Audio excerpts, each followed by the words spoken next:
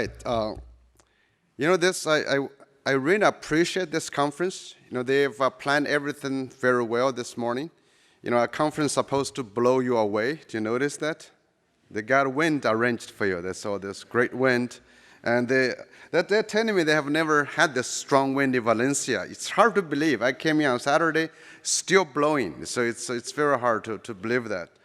I want to actually give you an interesting quiz to think about.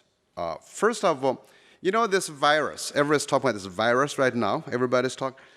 China has closed schools. Japan has closed schools. And Korea might close schools. I think Italy may close schools.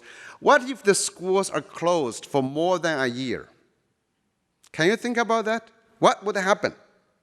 I want you to think about that. So what if the schools were closed for more than 1 year? And I've posed this question on my Twitter. I have a lot of people responding to it. I invite you to answer this question. Use your imagination just to say, what would happen if all schools were closed for more than a year?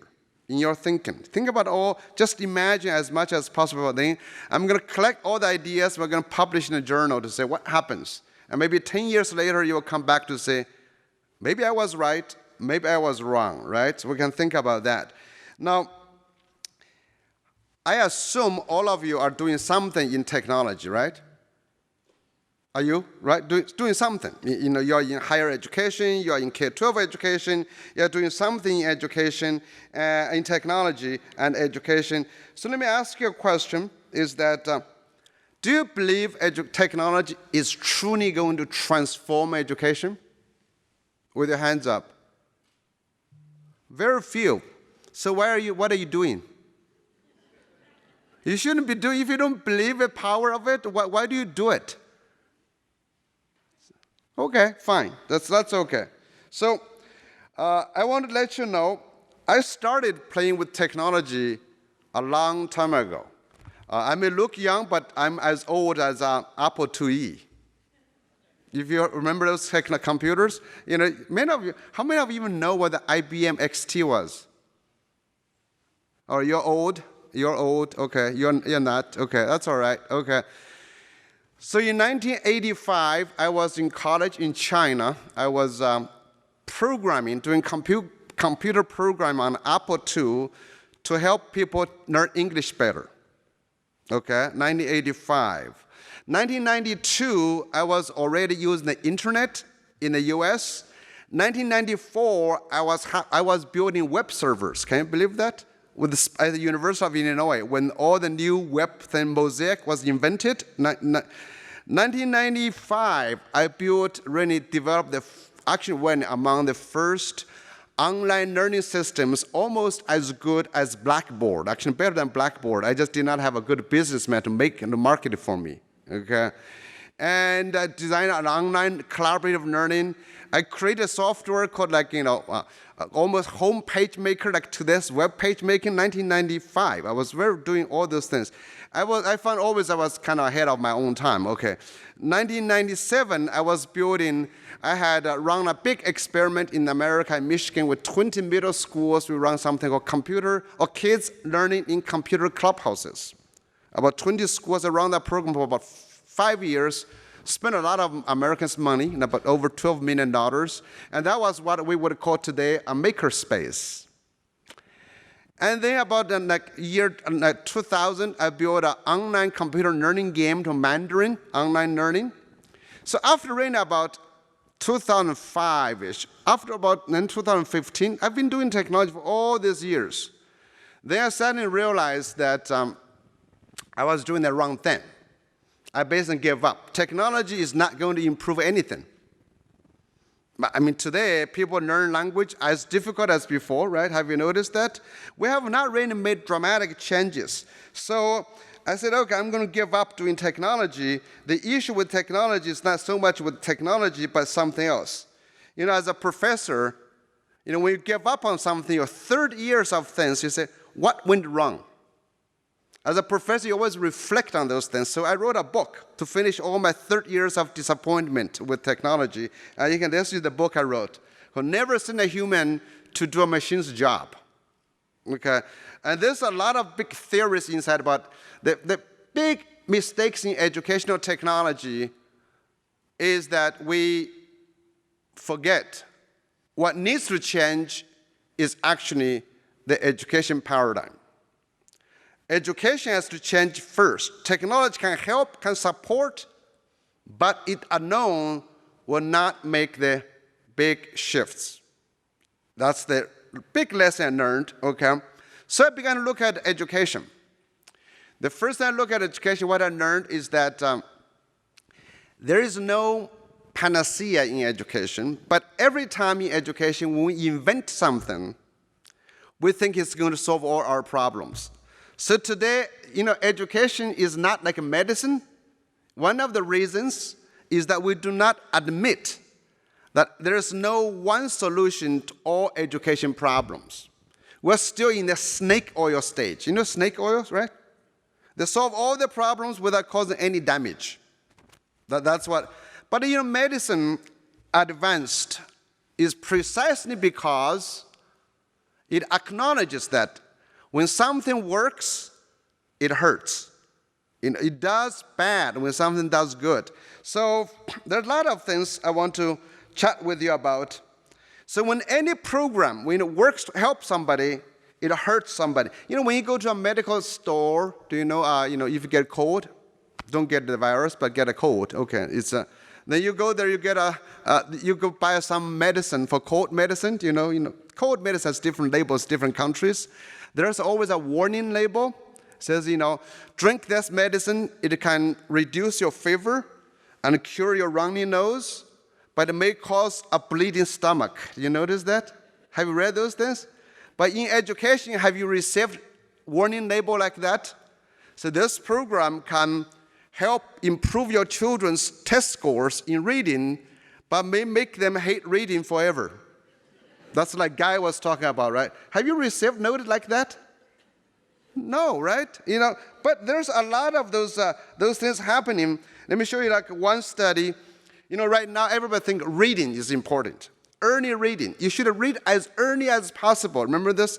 In America, in many countries, we believe reading fluently by 3rd grade is important.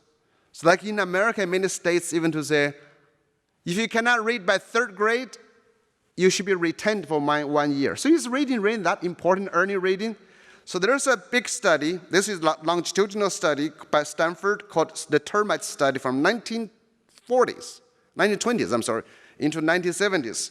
So I want you to say this one. They said, early reading was associated with the early educational success, but was also associated with the worst long-term outcomes, including less overall educational attainment, worse teenage and adult adjustment, and increased alcohol use. Do you know what that means? You read early, you drink more. That's good for wine-making countries like Spain, right? That's why you want early reading. You can sell more wine to people. Okay, so, and then we just heard from the introduction about the pizza. By the way, I'm one of the worst enemies of pizza, and I had actually debate with Andrea Schleicher, that's the director of pizza. I had a debate with him. You can watch this on YouTube. You can see my debating with him. I had also another debate with him on OECD's podcasting. This was in Birmingham, England. And I recently had a debate with him, semi-debate in Shanghai last October. So I basically told him pizza is the worst invention of education in the 21st century. It has caused more damage than most places. If you're interested, get on my website. I just published multiple articles to show why pizza is a disaster. Okay, and why pizza is doing more damage. Because pizza has the same kind of problems with what it measures something, it loses something. For example, we look at that. Just now I think we heard about how America's pizza has never improved, other countries get worse, all those kind of things. So people like to think, test scores really means the quality of education, like pizza, they would say. So America said, our education is getting worse, is in decline, that's why we need education reform. You heard that in Australia, in New Zealand, in England, every place. We got reform. Compared to Asian countries, we're getting worse, we're in decline. So I look at historical data, look at America, I said, okay, is American education in decline? Is it getting worse? I would say no. American education is not getting worse, it's not in decline. It has always been bad. It's been bad for a long time. How bad it has been? Since 1960s. All this PISA mess, the study is not new. There was other studies before that. FIMS is called the First International Mathematics Study. You can see this carried out in 1960s. American students performed the 12th out of 12 countries. Now, 12th out of 12 countries, that's pretty bad if you know math. Okay, that's bad. Okay, so if you started with as the worst, how can you get the worst than being the worst? It's impossible. So America's kids have been bad for a long time. Well, you said, well, if PISA mattered or if any test scores mattered, America shouldn't even not be here. It doesn't have to wait for Donald Trump to destroy it. It could have been gone a long time ago. So you say, okay, why is America still here? Because of this thing called side effects. What hurts can also work. Because you may not be good in test scores, but something else. So I've been looking at other measures. Guy was mentioning some of this. I said, okay, if you look at all these international tests, they also ask students about the so-called non-cognitive. Guy does not like non-cognitive factors. It's true, if you have the regular coffee, you have decaf, non-regular coffee. So that is good. Okay, you can go with that. So think about others. So almost every test of this would ask you the question, students to say, do you like the subjects? Are you confident? Are you confident? It's really interesting. Are you confident you can do math? You can do language, you can do reading. Guess what? American students have always performed less than Asian students, Singaporeans, Koreans, Japanese, Chinese, always worse. But when it comes to confidence, they are really good. American students, they out-confident everybody else. I'm stupid, but I'm good. I'm okay. It's and that's how we think about ourselves. Okay, so now you want to say what matters more. Asian students have always performed, actually lower in terms of confidence. If you look at any of this assessment, TIMSS data, somehow test scores have always had a negative correlation with confidence, with the value in the subjects. This is TIMSS data and PISA data with entrepreneurship confidence. Countries with higher PISA scores have lower entrepreneurship confidence. I know some of you are interested in entrepreneurship education. Do you want that? What would you like the best? Of course, PISA did not like this analysis early on. Until about 2015, they decided to invent a new term called student well-being. You've heard about this PISA? Well, I say, well, now you're too late, but you think with student well-being. By the way, student well-being is another thing let's talk about now. It's another snake oil we talk about. Any of this stuff is kind of messed up. So we have this well-being, and PISA data can show you that it is true that students with higher test scores have lower well-being. They're less satisfied. Countries produce better students, better scores, have lower, you look at this, satisfaction, life. So do you want students to have a high test scores but live a miserable life? You want that? I mean, no, seriously, I'm not joking. It's just, if we treat 12 years in schools as part of life, that should be important, right? So we want to torture our kids to be successful at testing and have no confidence. Do you like that? Well, there's actually more data. I can show you that. You can see this, come out this one. More recently, have interesting data. This is something called a growth mindset. How many of you have heard of a growth mindset? Have you heard of growth mindset? It's another piece of snake oil you can buy. There's all kinds of problems with the growth mindset or all this stuff. You guys look at this one.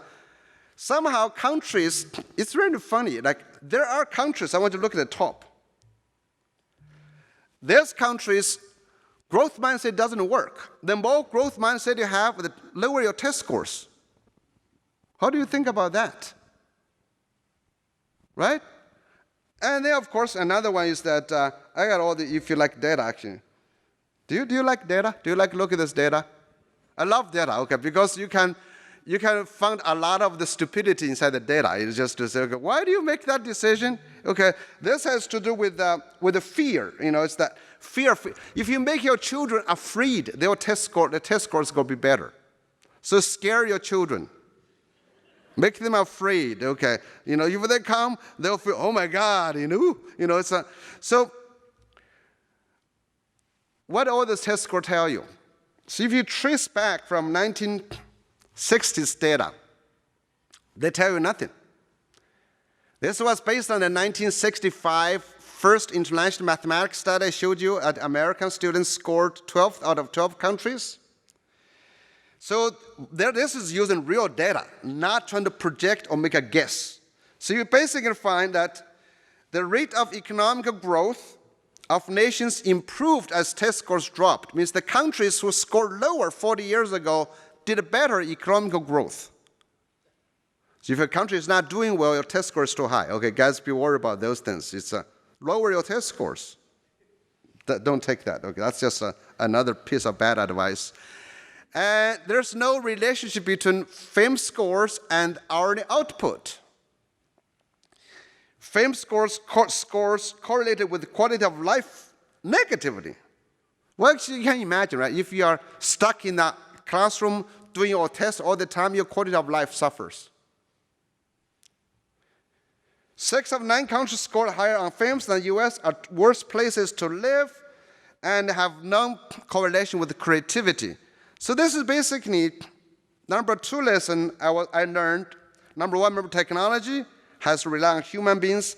Number 2 is what I learned. And then, of course, as professors, we write books about this stuff. So I wrote a book about this called What Works May Hurt, Side Effects in Education. So when you as professors, as teachers, as parents, whatever you plan to do to introduce something new, you should always be wary of the side effects. It works for some people, but it will never work for other people. There's nothing that works for all the people all the time, and there's nothing that works for all the outcomes all the time. Like Guy was saying, we have different desirable outcomes. As a teacher, as a country, as a school, you need to pick. A test score is more important than confidence. Is creativity more important than knowledge acquisition? Is diversity more important than homogenization? And also this idea about individuals. I know some of you are involved in special education, inclusive education. When you imagine, can you design a system that works for all children? That's one of the problems in educational technology, that we devise one thing, we hope it's going to work for everybody. That's what Thomas Edison's problem. He tried to say, movies are going to transform education. It didn't. Then we said TV was going to transform education. It didn't. Radio was going to transform education. It didn't. MOOCs, remember the MOOCs thing? Remember MOOC? Have you heard about MOOC? Massive online courses. In 2012, New York Times said the year of the MOOCs. In 2014, New York Times said the death of MOOCs. Well, I don't think MOOCs are dead. It's there. It just doesn't work for everybody. This is like medicine. In medicine, you have to always be worried about what works may hurt. And, this is a typical way of thinking about education research. What works? Have you heard of this? Is called positive correlation 0.15, like growth mindset. Great. All of these factors, none of them has achieved higher than 0.15. Okay? So if you look at this data, each dot represents one individual student. So you say the data on the lower and higher quadrant, those are the ones who benefited from this. Those on the top right hand, okay, top left hand, doesn't matter, top hand, okay, it's top right, and the bottom one means those who are hurt. So this is like a lot of times when you look at correlation like this, you will say, it's like a medicine you invented. The medicine has saved 7 people, but killed 3.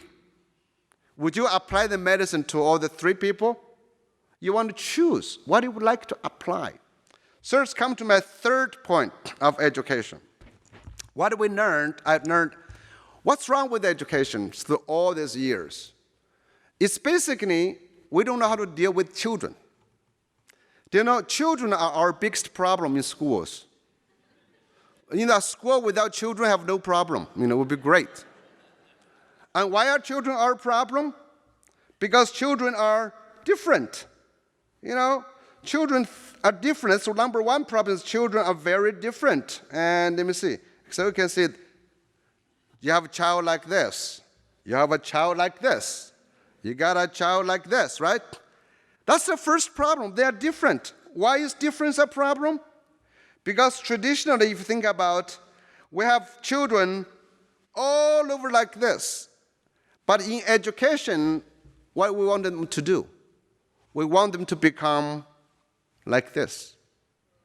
We want our children to become like this. So our work, education, has become trying to fight human nature. We try to make sure our children become the same, measure by the same test, study the same subjects, because we want them to take jobs like this. That's what I want to be. So that's the first problem. Is all education's problems start with number one. We have to make diverse students into homogeneous workforces. This is why we have gifted education, special education. This is why we have achievement gaps. We have all those problems because we want to make them the same. The second big problem with children is that children are alive. That's a big problem. It's that they're alive, they think. Because in education we have another plan. We not only want our children to become the same, we want them to become the same at the same time. So we have each grade level expectation. Look at our curriculum. We expect you to know this much by year 1, know this much by year 2, therefore then you plan that. By week 1, you should be able to do this. By week 2, you should be able to do. We want them to do that. So we have a trajectory, a pathway for them to follow. Have you tried through birds?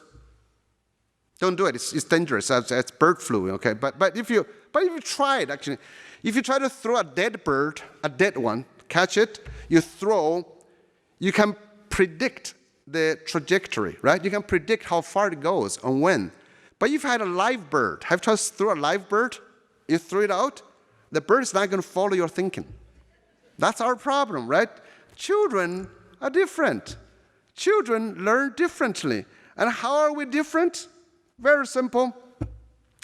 Children are different by birth. Children are different by nature, by nurture, by experiences. Well, this was very early on, 1983, Howard Gardner came up with the idea called multiple intelligences. We are born different. We have different talent. We have different potentials. So if you force me to do something, I can, but I'm not going to be very good at it. For example, children who are born with music smart means they are really sensitive to music. They learn faster. They can become better in music than those who are born so-called tone deaf. Children are born with different personalities. Some people are very extroverted, others are introverted. Have you noticed when you flew into Valencia, have you run into some extroverted people who kept talking to you on the airplane? No? Have you run into them? They are very annoying. Okay, but that's okay. They're extroverted people. Who cares? And I'm introverted, so that's why I kept standing on the stage, talk to you, so I can avoid talking to you on the airplane. Some people are more open to new experiences. They try any food. Do you notice that? Other people say, I'm going to stay with my potato. Forget about the sushi thing, I don't like that. People have different personalities. People have different pursuit, different motivation. Some people are very much into power. If you have 5 people, one of them is always want to be the boss of others. Some people are very curious. Others are less curious. Have you run into those? Some people really want to know everything. Others refuse to know anything. So you combine this, we call a profile. It's called, that's like Donald Trump, our president of America. He wants to be the boss of everything, but doesn't want to know anything. It's a great combination. You know that? So that happens. In your life, you run into people like children like this. Some people like this, some people like that. And then you add your experience. That dramatically changes. So you have children who are very different. You want to make them the same. Used to work very well because you just want them to be mediocre at the same thing. Used to work. No, it doesn't. So when a school, when a university creates a major, a specialization or a curriculum, like PISA creates a curriculum, math, science, whatever. Whenever you do that, you are making a judgment about people, about the students. Some of them are gifted, others who are not. But they may have other talents. Why did we do this? Why do we make curriculum? We make curriculum, this is very important for higher education. We used to make curriculum, we used to make a guess of what knowledge is of most worth. Because we want to predict what the future society needs, and so we can equip those knowledge into our students. We want to reduce that. So all our education today is still about instilling what we believe is important for you. Now that's all good. And that was, I call, the old model. The idea is to basically turn kids into that. That all works very well. This is, I call, the old paradigm of education, which is very much like sausage making, right? You get all this different meat, you grind them, you become this one type of sausage. Now that's all beautiful if everybody wants sausage. Now when sausage is not what we need, what happens? So this is why the future of education is driving us crazy. We got all this, we got all this. There's the big challenge that the homogeneous workforce is being replaced by all machines. What does the future require us to become? Think about artificial intelligence. It threatens mostly bachelor's degree students, higher education. Automation threatens high school graduates. Artificial intelligence threatens bachelor's degree students. So what this future will be? Very quickly, in the age of machines, of smart machines, our best bet is like Apple computers, Tim Cook said. I'm not worried about machines becoming more like humans. I'm more worried about humans becoming more like machines. Our traditional education was to make machines. Now we need to make people. We need to follow this child to become great in their own. Because today, every talent has become valuable. So I want to show you this one. Before, we had to decide what's valuable. In a new model, we have to say everything has become valuable. So if you know the story of Rudolph the red-nosed reindeer, have you heard about this guy? Rudolph? Rudolph had a red nose. That's his uniqueness. But the redness is a bad idea because all the curriculum standards, the test answer, the correct answer should be black nose. So Rudolph's red is a problem, so that's why Rudolph was put into special education to be fixed. But until the foggy Christmas Eve, Santa Claus was looking for a GPS or TomTom to guide his sled. So suddenly the red nose becomes very valuable. The useless has become useful today. So we have to assume all human talents have become very useful, and the usefulness comes from technology too. Technology creates two possibilities: more leisure time and more disposable income. They will consume psychological products. This is why in the 1990s, I went to America. I went to get some shampoo. I don't know if you know shampoo like this. I couldn't buy shampoo because I did not know what kind of hair I had. You got to know it's oily, normal, or dry. There's so many choices. Look at this product. You need the artist, you need the scientist, you need everybody. Every talent has become valuable. So our biggest job today is how do you make every unique human individual become valuable? Because human beings have a jagged profile. You have strength, you have weaknesses. How do we capitalize on your strength, make you unique and great, and identify your passion, but very importantly, how do we use your passion and uniqueness to create value for other people? That requires a different kind of education. So the model I would like to say, our traditional education was trying to do a garden. You know, I'm Chinese, I lived in China for many years, so people always think, oh, teachers like gardeners. No, I said, gardeners were nice, but they're mean. They're not very nice people. Do you know gardeners are not nice people? Because they decide what's flower, what's not. In a tulip garden, they do not allow certain flowers in there. That's not sustainable. In the new age, another big thing we need to learn right now is people are not getting along very well. In education, we need to think about how do you help diverse individuals to work with each other to build human interdependence. That's what technology is about. So my view is this. We need to shift the metaphor from gardening to nature conservancy.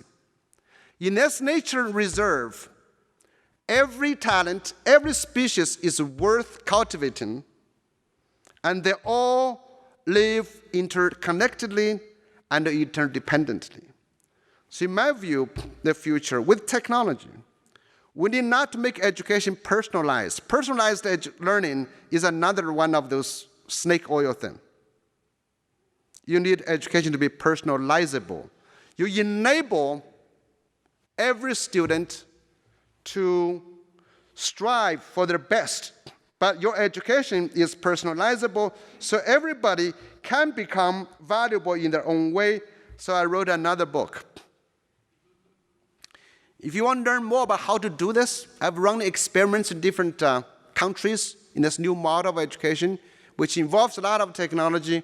And I would be, of course, at the Keynote, meeting the Keynote conversation with you. I'm doing also a workshop, I think, in the afternoon. I requested that because I said, I'm going to fly all the way to Valencia. I'm not going to just talk to you one thing. So this afternoon I'm doing something, because I've been away from my home for a long time. I was in Australia for 10 days, then Philadelphia, I just got here. So overall idea of the future of education, if you think about education, think about the technology of education.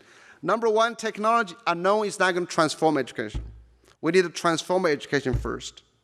Number two, whatever we invent as a model, it has side effects. Something works for some people, for some outcomes. When we learn about this, when we look at the data, we have to be very careful at that. There's no panacea in education. Number three, new education has to start with individual children, with diversity, and that's where we need to change. Children need to have strength, passion, and use their strength and passion to create value for other people. Thank you.